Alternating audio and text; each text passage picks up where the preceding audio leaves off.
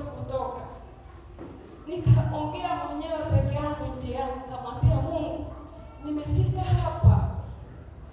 Sawa, hela si nyingi, kwa kutamka inaonekana kama nyingi, lakini niliona kama vile kwangu imekuwa ngumu. Huko kote nilikuwa nikija namshirikisha mama, tunaomba. Niseme hospitali ya kwanza nilipewa dawa, nikaambiwa kwamba dawa hizo zitafisha huo uvimbe, utaisha.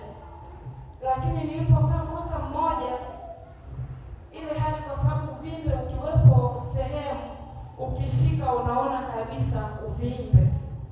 Kwa hiyo nilikuwa nikishika naona uvimbe. Nilitumia zile dawa, nikaona kama vile hamna, lakini baada ya mwaka mmoja nikaona tena ile hali imerudi.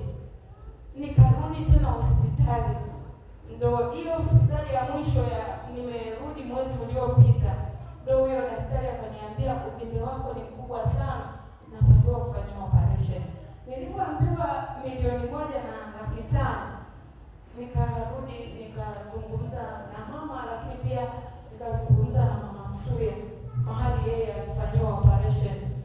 Akaniambia mahali kule ni shilingi kadhaa, lakini nikaendelea kumsihi Mungu. Sasa nikatishe, wakati somo hili limeanza, tukiwa nimekaa mahali pale, nafikiri siku ya kwanza wakati somo limeanza, wakati somo linaendelea, nikasikia ndani, umepona, tengua nadhiri yako ambao uliweka.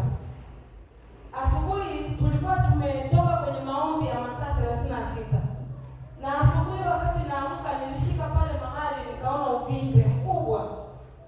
Tulipomaliza ibada hapa, tukaenda kwaya kwenye mkutano. Usiku niliporudi, nikashika pale mahali, uvimbe hamna.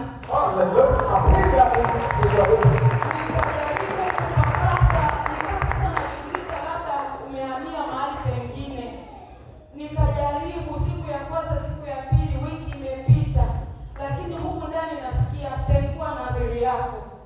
Nikampigia mchungaji simu, ilikuwa siku ya katikati, nikaenda ofisini nikamweleza. Mpaka sasa hivi ile hali ambayo nilikuwa naiona, kwa sababu ukishika uvimbe kweli ulikuwa mkubwa, haupo.